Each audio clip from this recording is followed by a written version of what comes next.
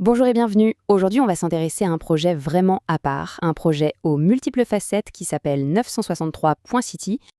Alors la première question qu'on se pose, c'est mais qu'est-ce que c'est au juste? Une galerie d'art? Une marque de vêtements? Un projet technologique? Eh bien la réponse n'est pas si simple, et c'est justement ça qui rend le concept assez fascinant. Si on écoute les créateurs eux-mêmes, ils le définissent comme un écosystème. Un écosystème où l'art, la technologie et le Web3 se rencontrent, aussi bien dans des produits numériques que physiques. C'est une définition plutôt large, n'est-ce pas? Alors ce qu'on va faire, c'est décortiquer tout ça ensemble pour voir ce que ça veut dire concrètement. Pour bien comprendre, il faut commencer par le début, par le cœur du réacteur, les avatars cubiques. Tout part de ce chiffre, 963. Ce n'est pas un nombre au hasard, c'est le nombre exact de peintures qui composent la collection. Le style est inspiré du cubisme, mais avec une touche très moderne, puisqu'on y a injecté une dose d'intelligence artificielle pour créer de nouvelles textures, de nouveaux styles. Et cette citation résume parfaitement leur philosophie, l'aube d'une nouvelle ère. En clair, ce qu'ils nous disent, c'est qu'on est à un tournant. Ce n'est plus l'humain contre la machine, mais l'artiste qui collabore avec la machine pour créer quelque chose de complètement inédit.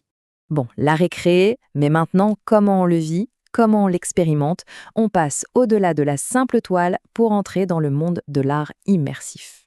Alors concrètement, comment ça marche? C'est assez simple. D'abord, on obtient des billets gratuits. Ensuite, on entre dans une galerie virtuelle qui est ouverte tout le temps, 24/7, et c'est là que ça devient vraiment intéressant.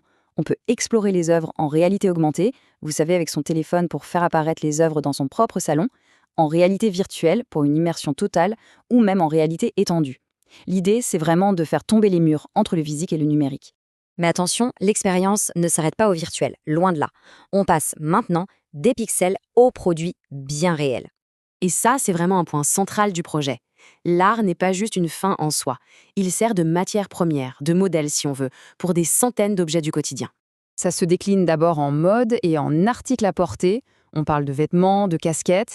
Ensuite, ça s'invite directement chez soi, avec des objets pour la maison et la décoration d'intérieur. Et enfin, on retrouve ces mêmes motifs sur des accessoires de voyage ou des gadgets technologiques. On voit bien que l'ambition, c'est de couvrir tout un style de vie. Ce tableau est intéressant parce qu'il nous donne des exemples très concrets, avec des prix. On a des baskets à un peu moins de 60$, des valises qui montent à plus de 220$ ou une enceinte Bluetooth à 43$. On voit très clairement comment cet art numérique se transforme en bien de consommation tangible. Ça nous amène à la dernière couche de cet écosystème, la dernière pièce du puzzle, la possibilité de posséder une part de cet art, mais de manière numérique. Et ça passe par ce qu'ils appellent la couche Web3. En des termes plus simples, c'est un programme de NFT. L'objectif, c'est de permettre de collectionner des morceaux de cette révolution artistique, comme ils la nomment. Si on va faire un tour sur leur profil OpenSea, à la date où les sources ont été consultées, voilà les faits. Le profil a été créé en octobre 2022, on y trouve 19 articles, dont les fameux avatars cubiques, et, fait notable, la valeur affichée en dollars à ce moment-là était de 0. Alors, maintenant qu'on a vu toutes ces facettes, l'art, les produits, le côté Web3, on peut se demander, est-ce qu'on est face à un nouveau genre de marque? Au final, 963 City, c'est vraiment une créature hybride. Ça mélange de l'art purement numérique, de la technologie immersive, du commerce physique très concret et de la propriété via le Web3. Tous ces éléments ne sont pas séparés, ils sont connectés pour former un seul grand projet.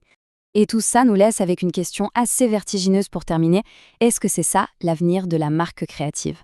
Un modèle où une seule idée artistique peut se décliner en expérience virtuelle, en produits qu'on peut toucher et en actifs numériques qu'on peut posséder. C'est une piste de réflexion assez fascinante.